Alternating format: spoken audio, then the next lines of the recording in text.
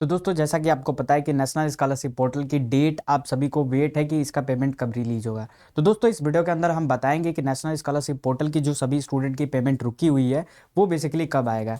जैसे कि आपको पता है कि अभी आप सभी इंतजार कर रहे हैं कि नेशनल स्कॉलरशिप पोर्टल का जो डेट है वो बेसिकली कब से और कब तक आएगा।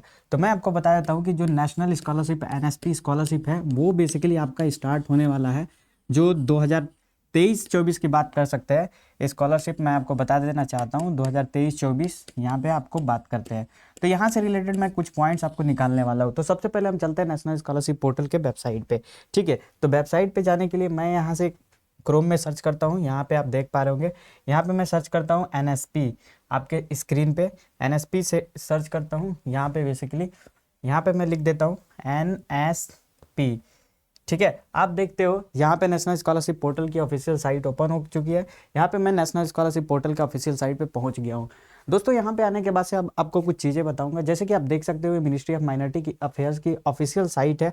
अगर मैं इसको स्क्रॉल करूँ, यहाँ पे आप देख पा रहे होगे, तो यहाँ पे एक चीज़ आपको यहाँ पे मेंशन होगी। ये बेसिकली आपका यहाँ पे मेंशन कुछ है। जैसे कि आप यहाँ पे देख पा रहे होगे, ये आपका एप्लीकेशन स्टेटस यहाँ पे आपको दिख रहा है।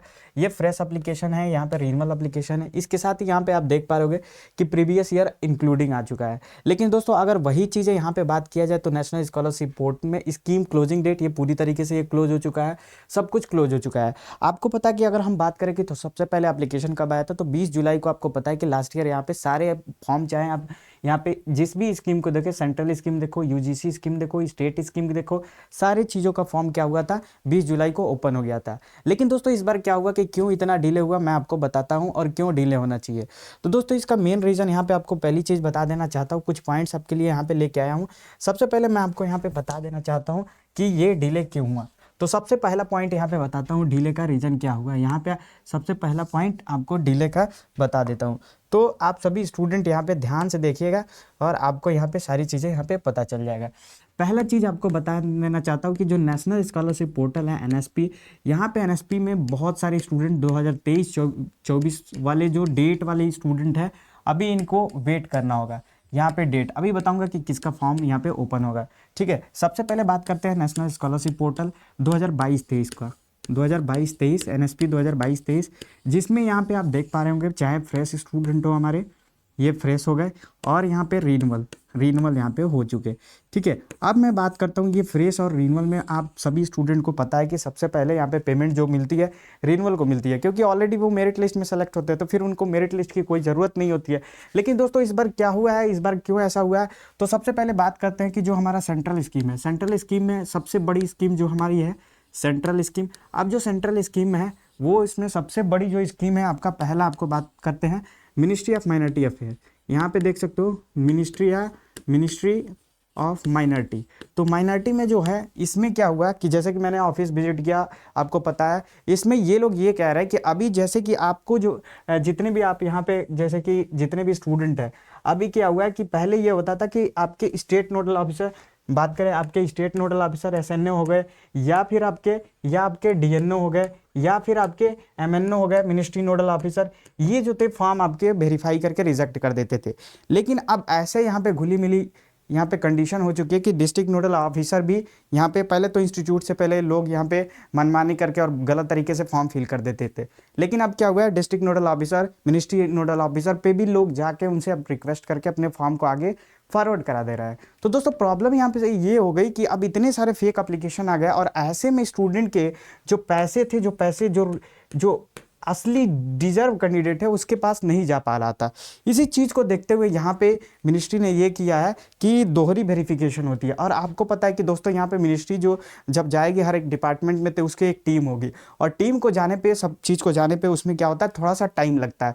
और जैसे ही टाइम लगेगा तो आपको पता है कि दोस्तों यहाँ पे टाइम लगेगा, तो इसीलिए मैंने आपको बताया था कि 2 मंथ यहाँ पे रुकना चाहिए। आपको पहले बताया था कि आपको 2 मंथ्स आपको वेट करना चाहिए। 2 मंथ आप वेट करोगे, यहाँ पे 2 मंथ आप वेट करोगे। लेकिन दोस्तों ये 2 मंथ मैंने बहुत पहले कहा था। अब आपको आई थिंक 1 से 1.5 मंथ यहाँ पे देख सकते हो, 1.5 मंथ बाद आपका पेमेंट आ जाएगा। अब बात करते हैं चाहे UCC स्कीम हो, UGC स्कीम हो, या फिर AICT स्कीम हो, उसके बारे में भी हम यहाँ पे बात करते हैं। जैसे कि यहाँ पे देख पा रहे होगे, यहाँ पे हम बात कर रहे हैं जैसे कि यहाँ पे UGC स्कीम हो गया, स्टेट स्कीम हो गया। UGC स्कीम में यहाँ पे एक चीज़ आता है, जैसे कि यहाँ पे इंदिरा गांधी ईशान उदय स्कॉलरशिप, तो जीता जागता उदाहरण आपका ईशान उदय स्कॉलरशिप है, जिसमें क्या हुआ कि पेमेंट आपका जो आना था वो बेसिकली पेमेंट नहीं आया, पिछले 2 साल बाद पेमेंट आया। तो इस आधार पे आप कैसे कह सकते हो कि मिनिस्ट्री ऑफ माइनॉरिटी अफेयर्स की पेमेंट कैंसिल हो गई है। हाँ, मैं मानता हूँ कि इस बार बजट थोड़ी कम हो चुकी है, बहुत सारे स्टूडेंट यहाँ पे बाहर होने वाले हैं, बहुत सारे स्टूडेंट, जितने स्टूडेंट यहाँ पे मेरिट लिस्ट में सेलेक्टेड हुए हैं, हो सकता है कि उनको भी पेमेंट ना मिले इस बार। जैसे कि मैंने ऑफिस में गया था, और आपको पता है कि ऑफिस में वीडियो बनाना ये सारी चीज़ें अलाउड नहीं होती हैं गवर्नमेंट ऑफिस में, तो इस तरीके से हम वहाँ पे वीडियो रिकॉर्ड नहीं कर पाए। बट अभी आपको बता देता हूँ यहाँ पे पूरी तरीके से आपको, जिस तरीके से ये ईशान उदय स्कॉलरशिप 2 बरस के बाद यहाँ पे पेमेंट आया, और ये भी छोटा मोटा पेमेंट नहीं है, 50,000 आप जनरल कैटेगरी को मिलता है और 70,000 आपको यहाँ पे प्रोफेशनल कैटेगरी वाले स्टूडेंट को मिलता है। तो इस आधार पे आप कह सकते हो कि जितने भी यहाँ पे मिनिस्ट्री ऑफ माइनॉरिटी अफेयर्स हो गए सेंट्रल स्कीम में, या फिर और भी जितने भी स्कीम हो गए हैं, उन सभी को यहाँ पे पेमेंट मिलेगा। रही बात डेट ओपनिंग की, तो डेट ओपनिंग कब होगी? इन सब की डेट ओपनिंग बहुत जल्दी होगी, लेकिन इसमें बहुत ज़्यादा डिले होगा। पेमेंट इनमें से सबको नहीं मिलेगा मिनिस्ट्री ऑफ माइनॉरिटी अफेयर्स पे। फिर मैं बोल रहा हूँ, एक चीज़ आप ध्यान रखिएगा, जितने स्टूडेंट यहाँ पे एलिजिबल हैं उन सभी को मिलेगा नहीं, ये कोई गारंटी नहीं है। लेकिन दोस्तों यहाँ पे इतनी तो जरूर मैं बोल सकता हूँ, पैसे उन्हीं को मिलेंगे जो जिनका डॉक्यूमेंट्स यहाँ पे पूरी तरीके से वेरीफाई होगा। अगर आपका 2 से 3 बार रिजेक्ट हुआ और फिर से आपका डिफेक्ट हुआ, सपोज डेट आपको मैं बता देता हूं, अगर आपका फॉर्म, यहाँ पे लिख देता हूं, यहाँ पे अगर आपका फॉर्म, अगर आपका फॉर्म 2 से 3 बार रिजेक्ट हुआ,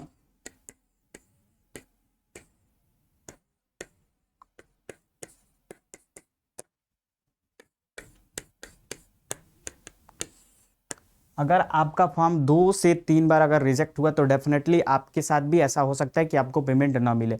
तो आई होप आप समझ गए होंगे कि मैं कहना क्या चाहता हूँ। ऐसा इसलिए मैं ये अपने तरीके से कोई रूल नहीं बना रहा हूँ, उन्होंने बताया, क्योंकि आप खुद समझ सकते हो कि आपका जो फॉर्म यहाँ है नीचे कैटेगरी में चला जाएगा, ठीक है। तो जितने भी स्टूडेंट का एकदम वेल क्वालिफाइड यहाँ पे फॉर्म होगा, वो स्टूडेंट आगे बढ़ेंगे। जैसे कि एक और चीज़ यहाँ पे बता दें, जैसे कि आप मिनिस्ट्री ऑफ माइनॉरिटी अफेयर्स के यहाँ पे डैशबोर्ड पे आओगे, अभी बहुत सारे लिंक भी वर्क नहीं कर रहे हैं, तो आई होप आप यहाँ पे समझ पाओगे। डैशबोर्ड आप क्लिक करोगे तो डैशबोर्ड हो सकता है कि ये लोडिंग होने में आपके भी पास भी बहुत टाइम लगेंगे।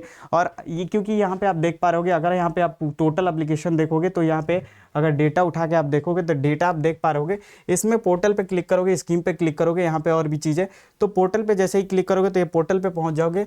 लेकिन हमें स्कीम पे आना है, तो स्कीम के लिए आप क्या कर सकते हो, यहाँ पे स्कीम पे आके और भी चीज़ें यहाँ पे चेकआउट कर सकते हो कि कितना अभी टोटल यहाँ पे अमाउंट बचा हुआ है। तो देख सकते हो अभी भी वेरीफाइड एप्लीकेशन 41,22,000 है, और ये 133.17 लाख है। यहाँ पे देख सकते हो इतना अमाउंट बच गया, और इतने टोटल मतलब स्कीम है, ये सारी चीज़ें दिखाई दे रहा है। अब मैं मिनिस्ट्री वाइज यहाँ पे क्लिक करता हूँ, यहाँ पे थोड़ा सा नेट स्लो का इशू आ रहा है, तो यहाँ पे आप देख पा रहे हो मिनिस्ट्री वाइज यहाँ पे सेलेक्ट कर रहा हूँ, तो ये चीज़ें आप देख पा रहे हो मिनिस्ट्री वाइज, तो ये सारी डेटा आपके सामने आ गई।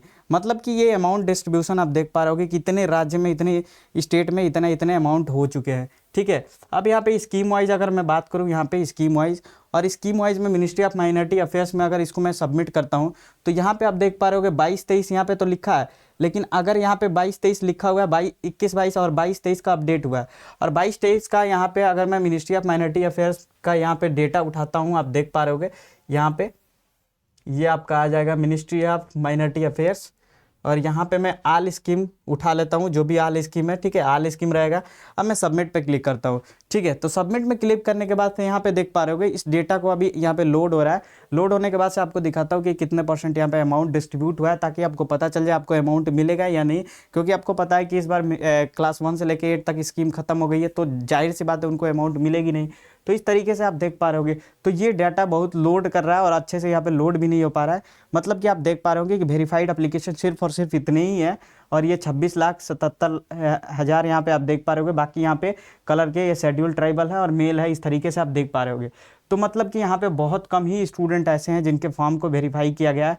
एप्लीकेशन रिसीव देख सकते हो कितना बड़ा रेशियो है, ये रेड कलर वाला है आदर्श, मतलब रेड कलर 1.19 करोड़ है, और कितने आदमी को मिला है 26 लाख सिर्फ यहाँ पे अमाउंट यहाँ पे डिस्ट्रीब्यूट होगा, मतलब वेरीफाई एप्लीकेशन है। तो आप इस तरीके से अंदाजा लगा सकते हो कि इस बार बहुत दिक्कत होने वाली है। तो आई होप कि आप समझ गए होंगे। आपके कोई और भी सवाल होंगे तो आप बताइए। आप पेमेंट मैं बता देता हूँ 1.5 महीने के ऊपर ही आपको मिलेगा, ऐसा नहीं है कि और भी डिले हो जाएगा, लेकिन 1.5 महीने तक आपको पेमेंट मिलेगा। तो यार आज की वीडियो में बस इतना ही, मिलते हैं किसी नए वीडियो के साथ, तब तक के लिए जुड़े रहिए शॉर्ट ट्रिक साइंस के साथ। Thank you.